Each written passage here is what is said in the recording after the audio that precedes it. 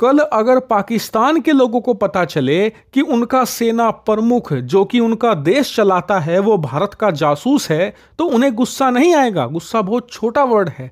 उनका भरोसा उठ जाएगा सिस्टम पर से। उसके बाद उनकी सेना, सरकार और उनकी तमाम खुफिया एजेंसियों का जो मनोबल टूटेगा ना, उसके बाद तो उन्हें हराना चुटकियों का खेल होगा। क्योंकि जब लीडरशिप कोलैप्स होती है तो जो सैनिक हैं उनमें भगदड़ मचती है। आज तक का ये मानव इतिहास बताता है हमें।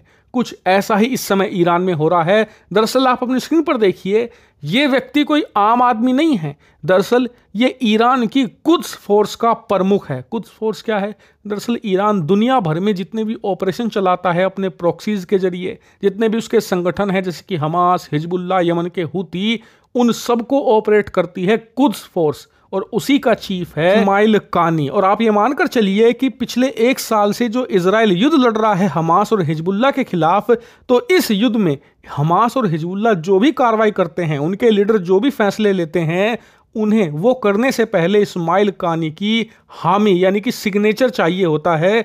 इसके बिना वो कुछ नहीं कर सकते और इसीलिए इसे ईरानी सेना का सबसे ताकतवर आदमी भी कहा जाता है। लेकिन अब आप जानकर हैरान होंगे कि इस इस्माइल कानी को गिरफ्तार कर लिया गया है और इस समय खुफिया लोकेशन पर ले जाकर इससे पूछताछ कर रही है ईरान की सीक्रेट सर्विस। क्योंकि इस पर शक है कि ये इजराइल की खुफिया एजेंसी मोसाद के साथ मिला हुआ है, बल्कि ये भी कहा जा रहा है कि ये एजेंट है इजरायली खुफिया एजेंसी मोसाद का। और ऐसा क्यों, तो ये जानने के लिए आपको 2 महीने पहले जाना होगा। दरअसल उस समय ईरान के अंदर एक बड़ा फंक्शन आयोजित किया जा रहा था और उसी दौरान जो हमास था जिसने ये युद्ध शुरू किया था इजराइल के खिलाफ, उसका चीफ था हनिया। इसका नाम पूरा था इस्माइल हनिया। वो ईरान में था।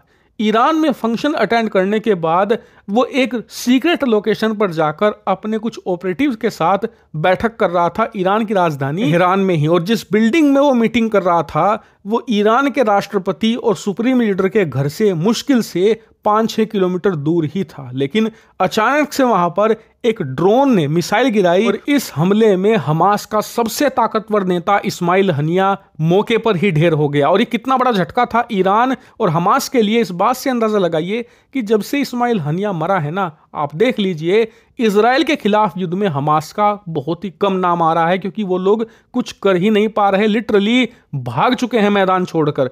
ये इतना ज्यादा बड़ा अटैक था। लेकिन उसके कुछ ही दिनों बाद इजराइल के खिलाफ हिजबुल्लाह युद्ध में उतर आया। लेकिन हिजबुल्लाह के युद्ध में आते ही उनके साथ भी आश्चर्यजनक घटनाएं घटने लगी। उनके जो कमांडर थे, उनके जो बड़े बड़े लीडर थे, एक एक करके ढेर होने लगे। और हैरानी की बात तो ये थी कि ये सब लोग अरब के अलग अलग देशों में छुपे हुए थे सीक्रेटिव लोकेशन पर।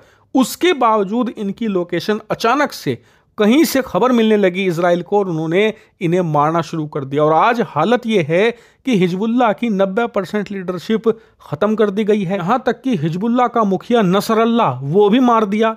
नसरल्लाह की जगह जो नया चीफ बना उसे तो 18 घंटे के अंदर ही मार दिया। लिटरली उसे तो कार्यभार संभालने भी नहीं दिया। और जो तीसरा बना है वो बेचारा भागा भागा घूम रहा है, क्योंकि उसे भी कभी भी निपटा सकता है इजराइल।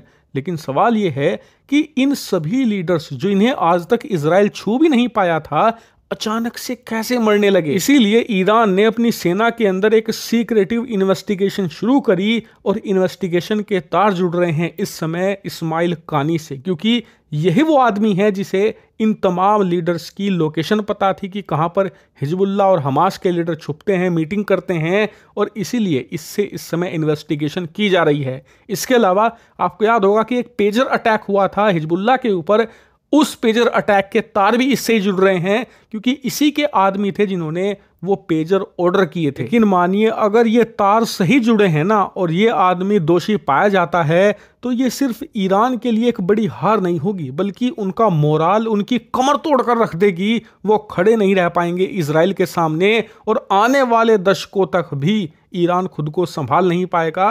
क्योंकि आपकी सेना का टॉप जनरल, जिस पर आप सबसे ज्यादा भरोसा करते हैं, वो आपके कट्टर दुश्मन का एजेंट है। इससे आप समझिए कि आपका सिस्टम किस हद तक भरोसा ना करने लायक है।